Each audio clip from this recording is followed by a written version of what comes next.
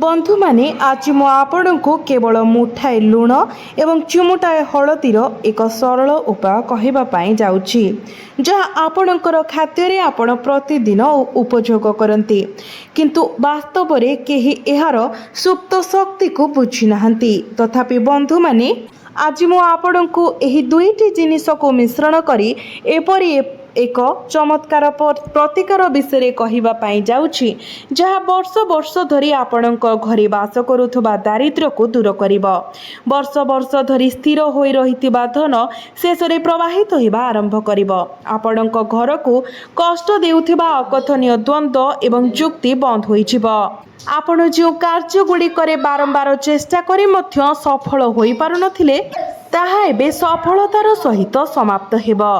एवं सबुठारु गुरुत्वपूर्ण कथा हेउछि आपणक घरे लुचि रहितिबा नकारात्मक शक्ति जहाँ विषय आपण जानि मध्य नथिबे ताहा मध्य दूर होइजिबो एवं जेतेबेले नकारात्मकता दूर होइजिबो सेतेबेले आपणकर गृह को माँ लक्ष्मीकर आगमन हेबो एवं जेतेबेले माँ लक्ष्मी आपणकर गृह को आगमन करिवे सेतेबेले आपणक गृहरे जन्म जन्मांतरर दारिद्र्यता दूर होइजिबो।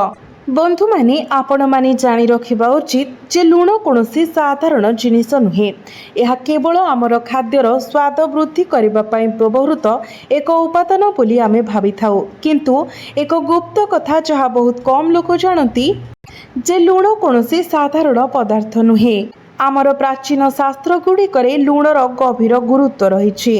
प्रथम एवं सर्वोपरि लुण हेउछि शुक्रंकर कारक। शुक्र हेउछन्ति धन सुख समृद्धि एवं सौंदर्यर देवता जहाँ कृपा देवी लक्ष्मी को घर को आमंत्रण करे एवं जड़े व्यक्ति को आराम एवं सांसारिक सुखर जीवन बिताइबाको सक्षम करे। जेतेबेले शुक्र आपणकर जीवन रे शक्तिशाली थांती सेतेबेले केबे भी आपणकर जीवन रे धन अभाव हुए नहीं। आपणकर पाखक टंका प्रवाहित हुए एवं आपणक सहित रही थाए किंतु जदि आपणकर कुंडली रे शुक्र दुर्बल थांती तो आपण जेते चेष्टा करंतु ना काहेकि टंका केबे भी आपणक हाथ रे रहिबो नाही। तो शुक्र को दृढ़ बनाइबार शुक्र को बलशाली बनाइबार सबुठारु महान उपाय हेउछि लुण। जदि सोमवार दिन आपण लुण दान करूछंती तो आपणकर कुंडली रे शुक्र एते शक्तिशाली होई जांती जे धन आपणक आड़को आकर्षित हेबा आरंभ करे। किंतु बंधु माने लुण संबंधी द्वितीय रहस्य आहुरी गभीर। लुणर एक अनन्य शक्ति रही नकारात्मक शक्ति को अवशोषित करिबार क्षमता। भल भाबरे देखंतु कुदृष्टि दूर करिबा पई पूजार्चना करिबा समय आमर पूर्वपुरुष माने कौन व्यवहार करुथिले लुण। घरे प्रवेश करुथबा एक कुदृष्टिर उपस्थिति अनुभव कले आमर जेजेमा कौन करुथिले से माने आम उपरे लुण घुराई ताहाकु नहीं निआरे फोपाड़ी देउथिले। जेतेबेले कोनोसी अप्रीतिकर घटना घटे लोक माने लुण आधारित प्रतिकार करिथांती। यह केवल एक पूर्ण अंधविश्वास नुहे यह एक वैज्ञानिक भावरे जांच योग्य सत्य। लुणर एक स्वतंत्र गुण अछि। यह निकट परिवेश रे थिबा नकारात्मक कंपन को टाणी नहीं थाए एवं शोषित करिथाए जेपरि एक स्पंज पानी को शोषित करे। लुण नकारात्मकता को शोषित करे एवं घरु नकारात्मकता बाहर कर दिया गले माँ लक्ष्मी निजे से शून्य स्थान को पूरण करिथांती। तो बंधु माने आपण माने जानी रखिबा उचित जे साधारण लुण एवं संदैव लुण मध्यरे एक स्पष्ट पार्थक्य अछि। साधारण लुण केवल सीमित प्रभाव प्रदान करे किंतु संदैव लुण जहाँकि पथर लुण पर्वतर खनन एवं पृथ्वीर गभीर अंतर्निहित गभीरतार टाणी जहाँ प्रकृत शक्ति धारण करे। संदैव लुण हजार हजार वर्ष धरी संगृहित दिव्य शक्ति को आबद्ध करिथाए। यह निज भितरे एक केंद्रित शक्ति रखिथाए। एही कारणरू शास्त्र गुड़िकर पूजा विधि एवं धार्मिक उपवास समय संदैव लुण व्यवहार करने को निर्देश देइछंती। तो बंधु माने मु आपण मानकु सोमवार राति रे जो प्रतिकार କରିବା ପାଇଁ କହିବାକୁ ଯାଉଛି, ସେଥିପାଇଁ ଆପଣଙ୍କୁ ସନ୍ଧୈବ ଲବଣର ଆବଶ୍ୟକତା ପଡ଼ିବ। ତ ସନ୍ଧୈବ ଲବଣ ଆପଣ କେଉଁଠାରେ ପାଇବେ? ଏହା ଧାର୍ମିକ ପୂଜା ପାଇଁ ସାମଗ୍ରୀ ବିକ୍ରୟ କରୁଥିବା ଯେକୌଣସି ଦୋକାନରେ ସହଜରେ ମିଳିଯିବ। ଏହା ବହୁତ ଶସ୍ତା, ଆପଣ ଏହାକୁ ଖୁବ୍ କମ୍ ଟଙ୍କାରେ ପାଇପାରିବେ। ତଥାପି ଏହାର ଅନ୍ତର୍ନିହିତ ଶକ୍ତି ଲକ୍ଷ ଲକ୍ଷ ଟଙ୍କା ଠାରୁ ଅଧିକ ମୂଲ୍ୟର। ତ ବନ୍ଧୁମାନେ, ଆପଣମାନେ ସୋମବାରର ରାତିରେ ଏହି ଉପାୟଟିକୁ ନିଶ୍ଚିତ ଭାବରେ କରନ୍ତୁ। ମୁଁ ଆପଣଙ୍କୁ ଲୁଣ ସହ ଜଡ଼ିତ 3ଟି ଭିନ୍ନ ଭିନ୍ନ ପ୍ରତିକାର କହିବା ପାଇଁ ଯାଉଛି। 3ଟି ଯାକ ପରସ୍ପର ସହ ଜଡ଼ିତ ଏବଂ ଏକାଠି ସେମାନେ ଏକ ସମ୍ପୂର୍ଣ୍ଣ ସୁରକ୍ଷା କବଚ ଭଳି କାର୍ଯ୍ୟ କରିବେ, ଯାହା ଆପଣଙ୍କୁ ଏବଂ ଆପଣଙ୍କର ପରିବାର ଉଭୟଙ୍କୁ ଘେରି ରଖେ। ପ୍ରଥମ ପ୍ରତିକାରଟି ଗୋଟିଏ ମୁଠାଏ ଲୁଣ ସହ ଅନ୍ତର୍ଭୁକ୍ତ। ତ ବନ୍ଧୁମାନେ, ଭିଡ଼ିଓଟିରେ ଆଗକୁ ବଢ଼ିବା ପୂର୍ବରୁ ଯଦି ଆପଣ ମା ଲକ୍ଷ୍ମୀଙ୍କୁ ଶ୍ରଦ୍ଧା ଏବଂ ଭକ୍ତି କରୁଥାନ୍ତି, ତ କମେଣ୍ଟ ବକ୍ସରେ ଭକ୍ତି ଏବଂ ଶ୍ରଦ୍ଧାର ସହିତ ଜୟ ମା ଲକ୍ଷ୍ମୀ ଅବଶ୍ୟ ଲେଖନ୍ତୁ ଏବଂ ଭିଡ଼ିଓଟିକୁ ଲାଇକ୍ କରି ଚ୍ୟାନେଲଟିକୁ ସବସ୍କ୍ରାଇବ୍ କରିଦିଅନ୍ତୁ। ତ ବନ୍ଧୁମାନେ, ଏବେ ଆସନ୍ତୁ ଆଗକୁ ବଢ଼ିବା। ତ ସୋମବାର ଦିନ ସନ୍ଧ୍ୟା 5:30ଟାରୁ 7ଟା ମଧ୍ୟରେ ଆପଣ ମୁଠାଏ ସନ୍ଧୈବ ଲବଣ ନିଅନ୍ତୁ। ଏହାକୁ ଏକ କାଚ ପାତ୍ରରେ ରଖନ୍ତୁ। ଏବେ ଏହି ପାତ୍ରକୁ ଆପଣଙ୍କ ଘରର ସେହି ନିର୍ଦ୍ଦିଷ୍ଟ କୋଣରେ ରଖନ୍ତୁ ଯେଉଁଠାରେ ଆପଣ ନକାରାତ୍ମକତାର ସର୍ବାଧିକ ଘନତା ଅନୁଭବ କରନ୍ତି। ଏକ ସ୍ଥାନ ଯେଉଁଠାରେ ବିବାଦ କିମ୍ବା ଯୁକ୍ତି ବାରମ୍ବାର ଉପୁଜେ କିମ୍ବା ଯେଉଁଠାରେ କେହି ଅସୁସ୍ଥ ହେବାର ସମ୍ଭାବନା ଥାଏ। ବିକଳ୍ପ ଭାବରେ ଆପଣ ଏହାକୁ ଆପଣଙ୍କ ଘରର ମୁଖ୍ୟ ପ୍ରବେଶ ଦ୍ୱାର ଭିତରେ ରଖିପାରିବେ। ଏଥିରେ କେବଳ ଏତିକି ଅଛି, ସାରା ରାତି ଏହି ଲୁଣ ନୀରବରେ ଏବଂ ନିରନ୍ତର ଭାବରେ ସେହି ସ୍ଥାନରେ ଉପସ୍ଥିତ ସମସ୍ତ ନକାରାତ୍ମକ ଶକ୍ତିକୁ ଶୋଷିତ କରିବ। ଆପଣଙ୍କ ପକ୍ଷରୁ ଆଉ କୌଣସି ପ୍ରୟାସ ନ କରି ଯେତେବେଳେ ଆପଣ ସକାଳେ ଉଠିବେ, ପାତ୍ରରୁ ଲୁଣ ବାହାର କରନ୍ତୁ। ଏହାକୁ ଘର ବାହାରକୁ ନେଇ ଫୋପାଡ଼ି ଦିଅନ୍ତୁ, ଗଛ ମୂଳରେ, ନାଳରେ କିମ୍ବା ପ୍ରବାହିତ ଜଳରେ। ଏହାପରେ ପାତ୍ରକୁ ସଫା ପାଣିରେ ଭଲ ଭାବରେ ଧୋଇ ଦିଅନ୍ତୁ। ତଥାପି ଗୋଟିଏ କଥା ମନେ ରଖନ୍ତୁ, ସେ ଯେଉଁ ଲୁଣକୁ ଆପଣ ଏହି ଉପାୟ ପାଇଁ ବ୍ୟବହାର କରିଛନ୍ତି, ତାକୁ କେବେ ଖାଇବା ପାଇଁ କିମ୍ବା ଅନ୍ୟ କୌଣସି କାର୍ଯ୍ୟରେ ବ୍ୟବହାର କରନ୍ତୁ ନାହିଁ। ଏହାକୁ କେବଳ ନେଇ ଘର ବାହାରେ ଫୋପାଡ଼ି ଦିଅନ୍ତୁ। ଏବେ ଆସନ୍ତୁ ଦ୍ୱିତୀୟ ପ୍ରତିକାର ବିଷୟରେ ଜାଣିବା। ଦ୍ୱିତୀୟ ପ୍ରତିକାରଟି ଲୁଣ ମିଶ୍ରିତ ଜଳ। ବନ୍ଧୁମାନେ, ଆପଣମାନେ ସୋମବାର ଦିନ ଏହି ଉପାୟଟି ନିଶ୍ଚିତ ଭାବରେ କରନ୍ତୁ। ଆପଣ ଘର ପୋଛା ପାଣିରେ କିଛି ସନ୍ଧୈବ ଲବଣ ମିଶାଇ ଦିଅନ୍ତୁ ଏବଂ ସେହି ଜଳରେ ଆପଣ ସମ୍ପୂର୍ଣ୍ଣ ଘରକୁ ପୋଛା ଲଗାନ୍ତୁ। ପ୍ରତ୍ୟେକ କୋଠରୀରେ, ପ୍ରତ୍ୟେକ କୋଣରେ, ବାଥରୁମରେ, ରୋଷେଇ ଘରେ ଏବଂ ଦ୍ୱାର ପାଖରେ। ପ୍ରତ୍ୟେକ ଦିନ ଅଗଣିତ ଲୋକ ଆମ ଘରକୁ ପ୍ରବେଶ କରନ୍ତି, ଅତିଥି, ସମ୍ପର୍କୀୟ ଏବଂ ବିଭିନ୍ନ କାମରେ ଆସୁଥିବା ଅପରିଚିତ ଲୋକ। ଏବଂ ପ୍ରତ୍ୟେକ ବ୍ୟକ୍ତି, ଯଦିଓ ସେମାନଙ୍କର କୌଣସି ମନ୍ଦ ଉଦ୍ଦେଶ୍ୟ ନାହିଁ, ସେମାନଙ୍କ ସହିତ ଏକ ନିର୍ଦ୍ଦିଷ୍ଟ ଶକ୍ତି ଆସିଥାଏ, ଭଲ ଏବଂ ଖରାପ। ଧୀରେ ଧୀରେ ମାସ ଏବଂ ବର୍ଷ ଧରି ଆମ ଘରେ ନକାରାତ୍ମକ ଶକ୍ତିର ଏକ ସ୍ତର ଜମା ହୁଏ। ଆମେ ଏହାକୁ ଦେଖିପାରୁନାହିଁ, ତଥାପି ଏହା ଆମର ଜୀବନକୁ ଗଭୀର ଭାବରେ ପ୍ରଭାବିତ କରେ। ଲୁଣ ପାଣି ପୋଛିବା ଏହି ଜମା ହୋଇଥିବା ସ୍ତରକୁ ସଫା କରିବାରେ ସାହାଯ୍ୟ କରେ।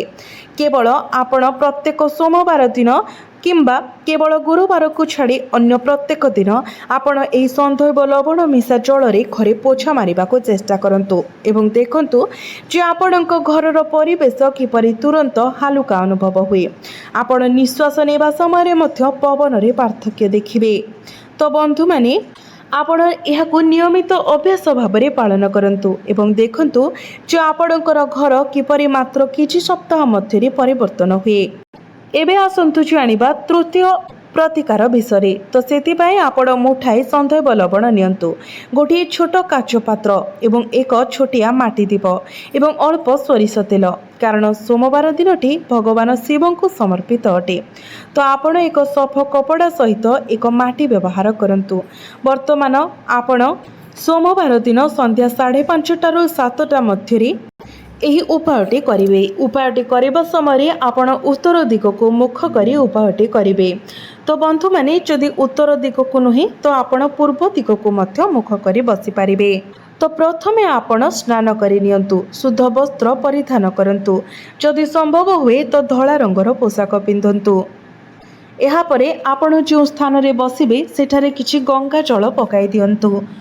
तापरे आपण गोटे छोटिया माटी दीप जलांतु से आपण सोरिष तेल रखंतु जेतेबेले आपण दीप जालिबे गभीर भक्तिर सहित यह करंतु एही भावना प्रदान करंतु हे महादेव एही दीप आपणଙ୍କୁ समर्पित से छोट झलसुथिबा अग्नि को देखंतु एथिरे भगवान शिवंकर दिव्य आलोकर कल्पना करंतु तांकर जटिल ताल तांकर त्रिशूल तांकर कपाଳରେ अर्धचंद्र एवं तांकर बेकरे गुड़ाई होइतिबा सर्प से एकक अग्नि मध्य प्रतिफलित यही समस्त दिव्य गुण देखंतु एबे एक काच पात्र नियंतु एवं सेथिरे मुठाए संधैव लवण भर्ती करंतु पात्र को दुई हाथ रे धरी नीरवरे प्रार्थना करंतु हे महादेव एही लुण मो घरे थिबा समस्त नकारात्मक शक्ति को शोषित करू हे माता लक्ष्मी दयाकरी मो घरे आपण प्रवेश करंतु एवं एठारे वास करंतु तापरे आपण एही मंत्रटी को 11 थर जप करंतु ओम नमः शिवाय एवं प्रत्येक पाठ सहित आपणकर विश्वास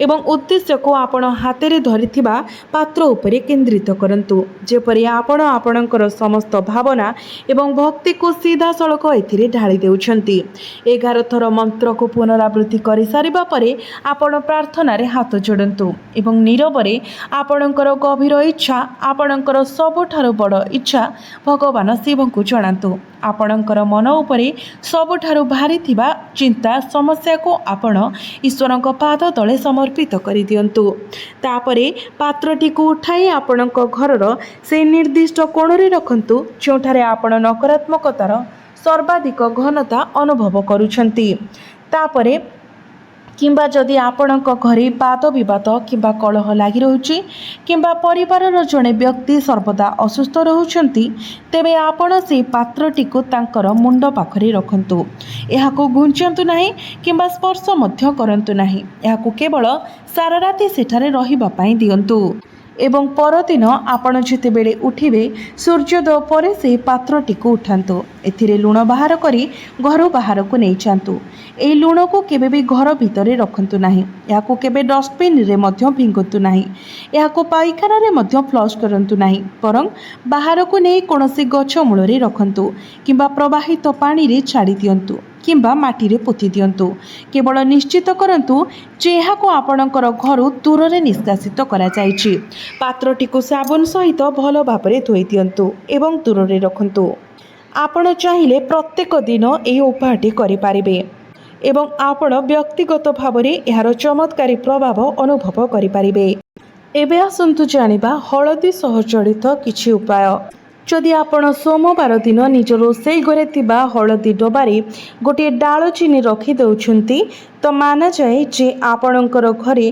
सौभाग्य वृद्धि होइथाए एवं धन आसबारे जो सबु बाधा विघ्न रही थाए से सबु बाधा दूर हो जाए जहाँफल आपणक पाई धन अर्जन करिवार अनेक बाट खोली जाए थाए जदि आपण हळदी डबारे गोटे लवंग रखी देउछंती जाकि संपूर्ण अक्षत लवंग तो आपणक घरे सकारात्मक वातावरण बजाय रही थाए एवं आपणकर चाकरी किंबा व्यवसाय रे मध्य उन्नति होई थाए जहाँ आपणकर आर्थिक स्थिति को मजबूत बनाई थाए तो बंधु माने आपण माने निश्चित भावरे सोमवार दिन लुण एवं हळदीर एही उपाय निश्चित भावरे पालन करंतु जहाँ फल रे आपण आपणकर जीवन रे आसुथिबा अनेक समस्या को दूर करि पारिबे एवं आर्थिक समस्या को मध्य सबुदिन पई दूर करि पारिबे।